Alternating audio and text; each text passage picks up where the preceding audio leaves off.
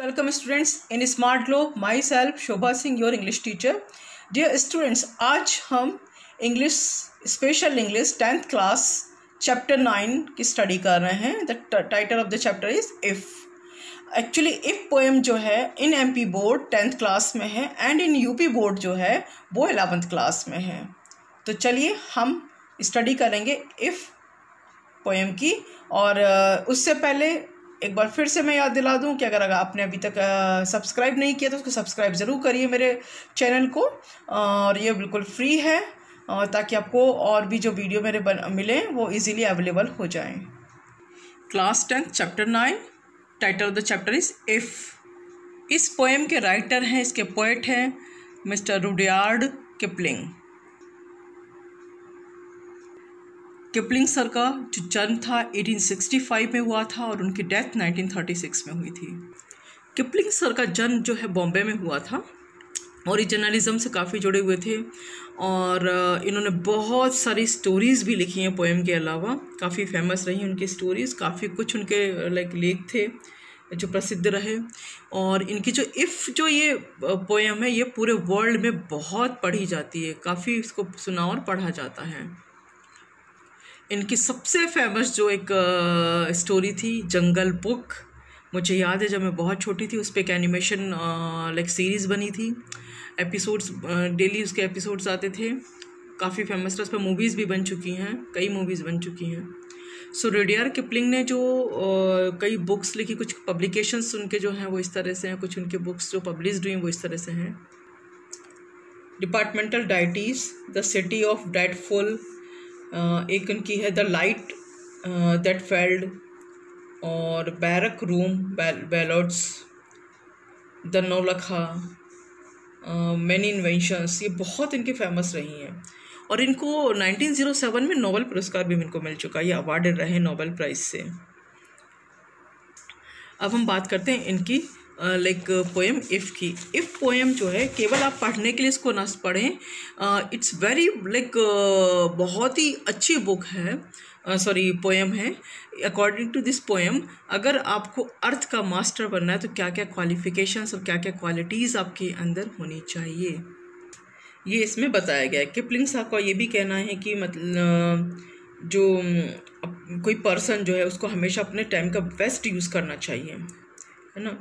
A person should make the best use of his time and should always try to reach perfection in life. Life में perfection की तरफ हमेशा बढ़ने की कोशिश करनी चाहिए. देखिए अचीवमेंट्स मिले ना मिले बट हमको कोशिश तो करनी है.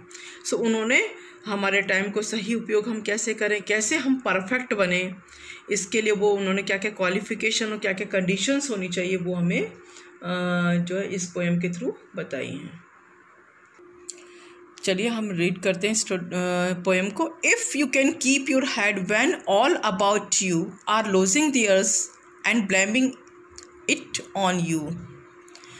If you can trust yourself when all men doubt you but make allowance for their doubting too. If you can wait and not be tried to waiting or being tried about, don't deal in life, or being hated, don't give way to hating, and yet don't look too good nor talk too wise. So first 4 का हम पहले देखेंगे कि if you can keep your head when all about you माने कि और are losing theirs and blaming it on you means कि ये जैसे सोचो कि एक दिन सब तुम पे सभी तुम्हें ब्लेम कर रहे हैं ना. हर कोई तुम पे इल्ज़ाम लगा रहा हो और सब जो लोग हैं अपना जो संयम खो देते हैं, अपना पैशंस खो देते हैं. तो उस टाइम आपको इम्पैशंस नहीं होना है. उस टाइम आपको संयम रखना है. माने यदि तुम संयम रख सको जब बाकी लोग अपना संयम खो रहे हो, किस टाइम, जब तुम पर लोग दोष लगा रहे हैं. इम्पैशेंट नहीं होना. जब आप पे लोग ब्लेमिंग कर रहे हैं तो आपको खुद पे भरोसा रखना है, खुद पे संयम रखना है, भले ही बाकी लोग संयम ना रखें. भरोसा बिल्कुल नहीं खोना है. लोग तरह तरह के इल्ज़ाम लगाएंगे, तरह तरह की बातें बोलेंगे. बोलने दो, बस आप अपने पे संयम रखो. हाँ, साथ ही हमको ये भी देखना है कि but make allowance for their doubting too, माने वो जो हम पर भरोसा नहीं कर रहे हैं, वो जो हम पर इल्ज़ाम लगा रहे हैं, हम पे ब्लेम कर रहे हैं, तो हमको वो भी देखना है कि आखिर वो ऐसा क्यों कह रहे हैं, उसका कारण भी हमको जानना है। Next, if you can wait and not be tired by waiting or being lied about, don't deal in lies, or being hated, don't give way to hating, and yet don't look too good nor talk too wise. Yes,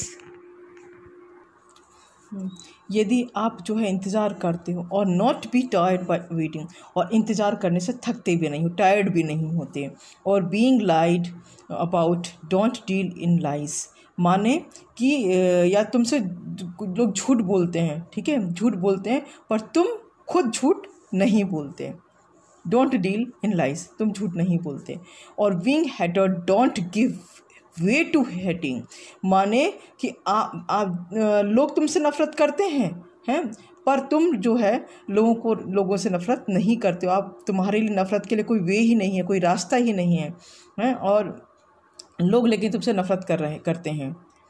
and yet don't look too good nor talk too wise, और तुम उसके बावजूद भी खुद को बहुत अच्छा दिखाने की कोशिश नहीं करते और ना ही बहुत बुद्धिमानी वाली बातें करते। मीन्स कि जो आप हो वो आप में दिखता है, आप दिखावा नहीं करते, आप सादगी से रहते हैं। लोग भले ही आपसे आप लंबा इंतज़ार करते हो लोगों का, और इंतज़ार करते हो थकते भी नहीं हो, लोग तुमसे झूठ बोलते पर तुम झूठ नहीं बोलते, लोग तुमसे नफ़रत करते पर तुम्हारे अंदर नफ़रत नहीं होती, उसके लिए कोई रास्ता नहीं होता, और इतना सब कुछ होने पर भी आप अच्छा दिखाने की कोशिश नहीं करते कि हाँ मैं कितना अच्छा हूँ, वो ऐसा दिखाने की कोशिश नहीं करते हो, और ना ही कोई बहुत बड़ी बुद्धिमानी वाली बातें करते हो, मतलब कि बहुत सादा, बहुत सिंपल जीवन जीते हो। If you can dream and not make dreams your master, if you can think and not make thoughts your aim, if you can meet with triumph and disaster and treat those two impostor just the same. यहाँ कभी कहते हैं कि if you can dream, मतलब अगर आप सपने देख सकते हो तो देखो सपने, and not make dreams your master, उसको अपना मास्टर मत बना लो, अपना मालिक मत बना लो, और इफ़ यू कैन थिंक, अगर आप थिंक कर सकते हो, विचार कर सकते हो तो करो, and not make thoughts your aim, लेकिन उन विचारों को, उन थॉट्स को अपना लक्ष्य मत बनाओ। If you can meet with triumph and disaster, अगर आप विजय को प्राप्त करते हो, ट्रिम्फ को प्राप्त करते हो, और अगर आप डिजास्टर माने कोई आपको परेशानी, कोई आपदा अगर आपको मिलती है तो, and treat those to impostors just the same, उन दोनों के साथ जो है आप दो ढोंगे के समान व्यवहार करो। कहने का मतलब कि भले ही आप सपने देखो, सपना देखना कोई बुरी चीज़ नहीं है, सपने देखिए, बट सपने ही मत देखते रहिए, उस पर इम्प्लीमेंट करिए, है ना, उसको अपना गुलाम मत बनाइए कि पूरे टाइम सपने देख रहे हैं, हमको उस पर कुछ करना है। और अगर आप कुछ सोच रहे तो सोचिए, और उस सोच को अगर अच्छी है तो काम में लाइए, उस सोच को सोचिए, बट उस थॉट को अपना लक्ष्य मत बनाइए कि केवल सोचते ही रहना है, सोचते ही रहना, विचारते ही रहना है। हमको उन विचारों को, उन थॉट्स को जो है उस पर कार्य करना है। और जो जीत और जो हार है, क्योंकि देखो जीवन में दोनों ही चीज़ें आती हैं, तो हमको ये नहीं कि जीत मिली तो बहुत खुश हो जाएंगे और हार मिली तो हम बहुत दुखी हो जाएंगे, नहीं, है ना, हम दोनों से ही मिलते हैं जीवन में, कभी खुशी तो कभी गम, दोनों ही मिलते हैं, वो आती जाती चीज़ें। तो हमको अपने को समान व्यवहार रखना है, दोनों के प्रति जो है समान व्यवहार रखना है। जीत पे बहुत खुश नहीं होना है और हार पे बहुत दुखी नहीं होना है, क्योंकि तो आनी जानी चीज़ें। देखिए कितनी अच्छी बात जो है पॉइंट कह रहे हैं कि हमको किस तरह से अपने जीवन को जीना है।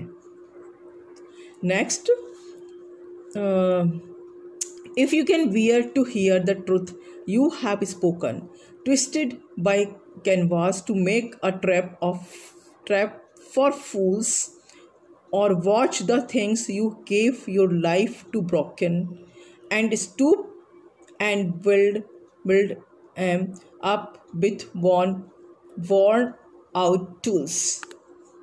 कहने का मतलब ये कि अगर आपके पास मान लो कि आपने जो कुछ बातें कही वो बात अगर आपके पास दोबारा आती हैं तो दुनिया की आदत है जो बात आप कहेंगे उससे तोड़ मरोड़ के प्रस्तुत करते हैं वो लोग। तो जब आपके पास वो आपकी कही बात आती है कुछ और रूप में तो वो आपको सहन करना चाहिए, सहन करने की शक्ति होनी चाहिए। यदि आपके पास जो है इस तरह का होता है तो आप जो है उस सच को सुनने का साहस रखें। और जो धूर्त लोग जो हैं वो तोड़ मरोड़ के बात को प्रस्तुत करते हैं तो आप फिर उसको सच को सुनने का साहस रखें। और मान लो कि आपने जो है जीवन में जो कुछ लक्ष्य बनाया था, जो कुछ चीज़ें आपने बनानी थी, वो चीज़ें अगर मान लो टूट गई हैं तो अब आपके पास मान लो साधन नहीं है, आपके पास उतने क्या मतलब औजार नहीं हैं, तो उन जो औजार हैं जो टूटे फूटे वर्न आउट टूल्स हैं तो उन औजारों से भी उनको वापस बनाने लग जाइए। उन टूटे फूटे औजारों से आप उनको वापस इतना मादा रखिए कि आप उसको वापस बना लें। If you can make one heap of all your winning and risk it on one turn of pitch the toss, means कि if you can make one heap of all your winning, मतलब कि आपने जितना भी कुछ जीता है ना, जितने भी विनिंग्स किए हैं उनका आप ढेर लगा देते हो। यदि मान लो आपने जो कुछ जीता उसका एक ढेर लगा देते हो and risk it on one turn off pitch and toss, और उसके बाद जो है उन सबको एक दांव में लगा देते हो, ठीक है, and loss and start again at your beginnings, और फिर लॉस कर जाते हो, हार जाते हो और फिर से शुरुआत करते हो। And never breathe and word about your loss, और कभी भी जो है ये हार का शब्द जो है अपने मुँह से नहीं बोलते। कहने का मतलब यहाँ पे कभी का ये है कि मान लो कि आपने जीवन में बहुत कुछ कमाया है, आपने जीवन में बहुत कुछ मान मर्यादा इकट्ठी की है, बहुत कुछ धन कमाया है, लेकिन कई बार ज़रूरत पड़ती है तो आपको सारा कुछ उसे लगा देना होता है। यहाँ पे एक एग्जांपल देखिए कि सपोज दैट कि आपने जो है मान लो एक घर खड़ा किया, ठीक है, आपने अपनी मेहनत की कमाई से घर खड़ा किया है, लेकिन जब कभी ऐसी कोई आपदा आ जाती है, कोई ऐसा डिज़ास्टर या कुछ एक ऐसी परेशानी आ जाती है कि जो आपको उस घर को दांव पे लगाना पड़ेगा। मान लो सपोज कि वो घर है कुछ लाख का घर है, 17 लाख का घर है, उस 17 लाख को आपको किसी काम में लगाना है, आपने उस घर को दांव पे लगा दिया उस घर को, ठीक है, लेकिन हुआ क्या कि जिस काम के लिए आपने लगाया था वो काम आपका उसमें सफलता नहीं मिली और आपके वो सारे पैसे चले गए, वो घर आपका हाथ से निकल गया। लेकिन उसके बावजूद आप फिर से स्टार्ट करते हो, start again at your beginnings, फिर से आप उसको स्टार्ट करते हो। And never breathe and word about your loss, और कभी भी जो है भूल कर भी ये नहीं बोलते कि आप हार गए। मीन्स कि कहने का मतलब कभी का ये कि कोई बात नहीं, आपने जीवन में जो कुछ कमाया उसको आपने एक दांव में लगा दिया तो कोई बात नहीं, फिर से एक नई शुरुआत करो, फिर से जुट जाओ। जीवन में ऐसे पल आते रहते हैं, हार कर भी जीतना होता है, और हमको अगर मान लो वो लॉस हुआ है तो वापस हमें सबक लेके फिर से और अच्छी शुरुआत कर देनी चाहिए। Next, if you can force your heart and nerve and sinew to serve your turn long after they are gone, and so hold on when there is nothing in you except the will which says to them, hold on। माने कि to if you can force, अपने जो हम विवश कर सकते हैं your heart को, अपने हार्ट को, अपने दिल को और अपने नर्व्स को, जो नर्व मतलब जो तंत्रिका हैं हमारी नर्वस सिस्टम में नर्व होती है ना, वो हमारी पेशियाँ है ना, उनको जो स्न्यू जो होती हैं मांसपेशी जो है पेशी, उनको हम विवश कर सकते हैं to serve your turn long, कि तुम्हें तुम्हारी सेवा कर सके लंबे समय तक। आफ्टर दे आर गोन, भले ही वो थक गई हों, भले ही उनमें इतनी ताकत ना बची हों, लेकिन हम उनको विवश कर सकते हैं। And so hold on when there is nothing in you, मतलब कि कहने का मतलब ये है कि हमको जो है अपनी बारी आने पर वो हमारी सेवा कर सकें और अड़िग रहें, भले ही वहाँ कुछ भी आस नहीं बची हो, कुछ भी नहीं बचा हो, तब भी वो हमारी सेवा के लिए तैयार रहें। एक्सेप्ट द विल विच से ऑन देम होल्ड ऑन। सिर्फ यही हमें एक्सेप्टेशन रखना है, यही हमारा एक्सेप्ट करना है हमें कि हाँ हमको होल्ड ऑन करना मीन्स कि हमको अड़ जाना है, हमको डटे रहना है कि हाँ हमें ये काम करना है। कहने का मतलब कभी यहाँ पे ये कहना चाहते हैं कि हमें जो है हम जो है अपने मान लो हम कोई काम कर रहे हैं, उसमें हमने पूरे काम करने अपना मन लगा दिया, अपना तन लगा दिया, हमारा पूरा दिमाग हमारा दिल से हम उस काम को कर रहे हैं, ठीक है पूरे। लेकिन जब हम कोई काम करते तो कई बार हमारा शरीर थक जाता है, हमारा मन थक जाता है, वो कहता है कि नहीं अब बस अब बहुत हो गया, अब छोड़ दो, अब बाद में हम करेंगे। कई बार हमारे मन में आता है ना काम करते करते थक जाता है कि चलो थोड़ा रेस्ट कर लें। वो रेस्ट कर लें मतलब हमारे कहीं ना कहीं हमारे दिल में ये बात आई, हमारे हार्ट में ये बात है, हमारी जो तंत्रिकाएँ हैं जो पेशियाँ वो थक गई, बोली नहीं बस थोड़ा सा रेस्ट कर लेते हैं। तो हमें क्या करना है कि नहीं हमको जो है अडिग रहना है, कुछ नहीं है चलो फिर से हम जो है हम इसको फिर से आगे से स्टार्ट करें, हम डटे रहें कि जो काम हम कर रहे हैं वो हमें करना है। ये ना हो कि नहीं अब कुछ बचा नहीं छोड़ दो अब बाद में करेंगे, ऐसा नहीं करना है, बल्कि हमें डटे रहना है। हमें एक संकल्प रखना है कि जो हम कर रहे हैं भले ही थक गई हों वहाँ से पेशियाँ, लेकिन मन के संकल्प को हमें मजबूत रखना है। If you can talk with crowds and keep your virtue or walk with kings or nor lost the common touch. If neither poise nor loving friends can hurt you, if all men count with you but none too much. माने यहाँ पे हमें क्या ध्यान देना है, यहाँ पे कभी क्या कह रहे हैं कि if you can talk with crowd, अगर आप भीड़ से बात करते हैं तब भी अपनी जो है हमारे को अपने वर्च्यू जो है हमारी बुद्धिमत्ता को हमें बनाए रखनी है। भले ही आप भीड़ में है क्राउड में है लेकिन अपने को अपना दिमाग बनाए रखना है। और वॉक विथ किंग्स, और अगर आप राजा के साथ चल रहे हैं nor loss the common touch, तब भी अपना जो आम टच जो आम इंसानी जो टच है उसे नहीं लॉस करना, उसे नहीं खोना है, माने हमें आम स्पर्श को भी नहीं खोना है। If neither voice nor loving friends can hurt you, यदि तुम्हारे ना तो तुम्हारे जो फॉइज है जो दुश्मन हैं और ना ही तुम्हारे जो लविंग फ्रेंड्स हैं जो प्यारे दोस्त हैं वो हर्ट करते हैं। If all man count with you, और यदि तुम्हें सारे लोग तुम पे विश्वास करते बट नन टू मच, पर आप उनमें पूर्ण विश्वास ना करें। माने अगर सभी आप पे विश्वास करते पर आप बट नन टू मच, आप ज़्यादा विश्वास ना करें। कहने का मतलब यहाँ पे जो है कभी ये कहना चाहते हैं कि भले ही आप भीड़ में रहें, भले ही आप कितने भी क्राउड में रहें, पर जो है आपको अपना जो है खुद की दिमाग को बनाए रखना है, खुद की बुद्धिमत्ता को, खुद की समझदारी को बनाए रखना है। भले ही हमें कितनी भी हमें लग्जूरियस हमें लाइफ मिल जाए, कितना भी हम अच्छे जीवन लीड करें, पर अपना पुराना दिन हमें अपने जो कॉमन स्पर्श हमें अपनी जो सामान्यता की पहचान को नहीं खोना है। और इससे ना तो तुम्हारे दुश्मन हैं ना ही तुम्हारे दोस्त जो है तुम्हें हर्ट करेंगे। और all man count with you, सभी लोग तुम्हें जो है काउंट करें, तुम सभी लोगों में तुम्हारे साथ मतलब गिने जाएं, सब लोग तुम गिने जाओ, बट तुम उन सब में मत खो जाना। कोई मतलब तुमको उसमें नहीं खोना है, तुमको उन सब में पूर्ण विश्वास नहीं करना, तुमको अपना खुद का बनाए रखना, खुद की पहचान बनाए रखनी है।